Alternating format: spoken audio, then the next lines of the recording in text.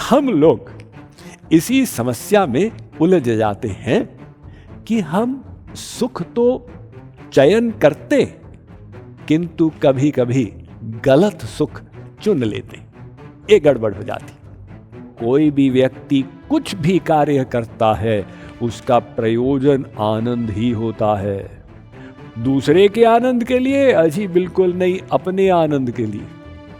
वेद कहता है कि भाई देखो, हमारी आत्मा जिस आनंद को खोज रही है उसमें 3 लक्षण आवश्यक हैं, तभी आत्मा की तृप्ति होगी।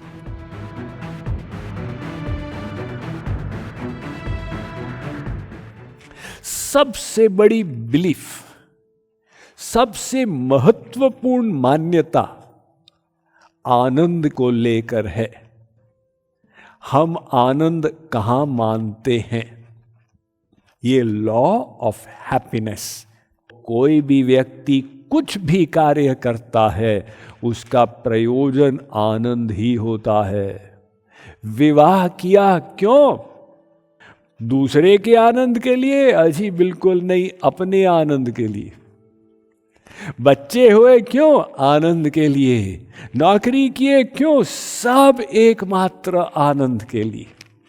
सब के सब जीव आनंद ही चाहते हैं और आनंद के विपरीत एक क्षण के लिए कुछ चाह ही नहीं सकते। लेकिन ये आनंद जो होता है अलग अलग प्रकार का होता है। एक व्यक्ति सब आनंद को नहीं पा सकता, चुनना पड़ता, भाई ये आनंद लोगे या ये वाला लोगे। जैसे रिसर्चर्स ने बच्चों को कहा ये चॉकलेट है, या तो अभी खा लो और अभी नहीं खाओगे तो बाद में 2 चॉकलेट मिल जाएंगे। तो ऐसा ही जीवन है, अभी आनंद चाहिए इतना, वरना फिर बाद में इतना मिलेगा, चुन लो। ये व्यक्ति को हर समय चुनना पड़ता है, मैं कौन से आनंद के पीछे भागूंगा। कुछ ऐसे आनंद होते हैं जिनका आस्वादन हमें जीवन में गिरा देता है, और कुछ ऐसे आनंद होते हैं जिनका पीछा करने से हमारा उत्थान होता है। हमारे शास्त्रों ने 2 प्रकार के सुख बताए ना। कठोपनिषद कहता है श्रेयश्च प्रेयश्च तयो आददानस्य साधु भवति ह्रियर्थेर्थात् यौ प्रेयो वृणीते। एक श्रेय सुख, एक प्रेय सुख। तो प्रेय सुख कौन सा है? जो अभी तो बड़ा मीठा लग रहा है, लेकिन बाद में जाके कष्टप्रद हो जाएगा, विष के समान जहरीला होके दुख प्रदान करेगा।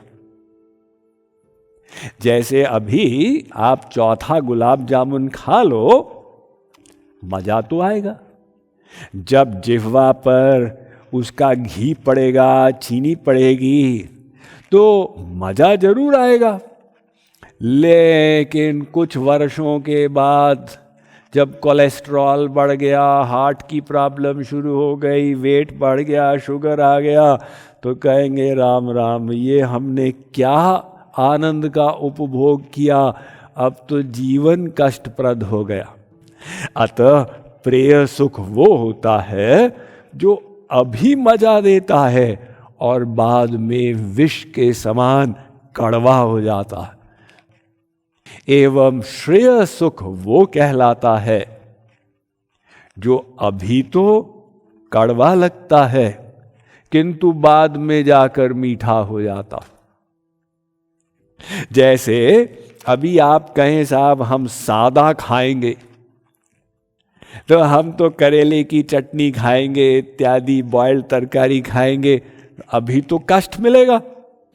लेकिन जब स्वास्थ्य लाभ होगा और बीमारियां दूर भागेंगी तो कहेंगे हाँ साहब मजेदार जीवन जी रहे हैं। तो ये दोनों प्रकार के सुख, एक श्रेय एक प्रेय। अब देखिए, बचपन में यही संघर्ष होता है ना माता पिता और बच्चों के बीच में। बच्चा कहता है मम्मी मुझे प्रेय सुख चाहिए, पढ़ाई नहीं करूंगा, मैं खेल खेलूंगा, मुझे तो वही चीज चाहिए जो जिह्वा को मजा देगी। और माँ कहती है बेटा ऐसे नहीं, तुमको लॉन्ग टर्म सोचना चाहिए। तो ये शॉर्ट टर्म लॉन्ग टर्म का युद्ध चलता है। अब ये हर व्यक्ति के अंदर है, क्योंकि भगवान ने सबको मन दिया है और बुद्धि दी है। तो मन क्या चाहता है? मन चाहता है प्रेय, अभी सुख मिले, जब तक उसकी ट्रेनिंग नहीं हो गई। और बुद्धि लॉन्ग टर्म सोचती है, हमारा कल्याण किसमें होगा। तो मन बुद्धि का युद्ध चलता रहता है दिन भर, सुबह से लेकर रात तक। आप सुबह उठते हैं, मन कहता है कितना मजा आ रहा था, क्या उठना, चलो और सो जाते हैं 1 घंटा। बुद्धि कहती है भाई देखो, तुम उठोगे तो साधना करोगे तो अच्छे विचार मन में लाओगे। अब अगर बुद्धि जीत गई तो फिर उठ जाते हैं, और मन जीत गया तो सोए रहते। तो ये भगवान ने एक पहेली सी बनाई हुई है श्रेय और प्रेय की। हम लोग इसी समस्या में उलझ जाते हैं कि हम सुख तो चयन करते, किंतु कभी कभी गलत सुख चुन लेते, ये गड़बड़ हो जाती। महापुरुष लोग हंसते हैं कि देखो इनको, ये जानते हुए चुनते हैं दुखों को। तो ये रजोगुण का सुख ऐसा है कि सारा संसार इसमें उलझा हुआ है। वेद कहता है कि भाई देखो, हमारी आत्मा जिस आनंद को खोज रही है उसमें 3 लक्षण आवश्यक हैं, तभी आत्मा की तृप्ति होगी। कैसा? एक सत, एक चित और एक आनंद। तो पहले आनंद माने क्या? यो वै भूमा तत्सुखम। हमारी आत्मा ऐसा आनंद चाहती है जो अनंत मात्रा का हो। जो सीमित है वो सुख हो ही नहीं सकता। द्वितीय पॉइंट, वो आनंद सत आनंद होना चाहिए। सत आनंद का मतलब सदा बना रहे, ऐसे नहीं कि आज तो मिला और फिर कल गायब हो गया। और तीसरी बात, चित आनंद हो। चित माने एवर फ्रेश, नित्य नवायमान, सदा नवीन।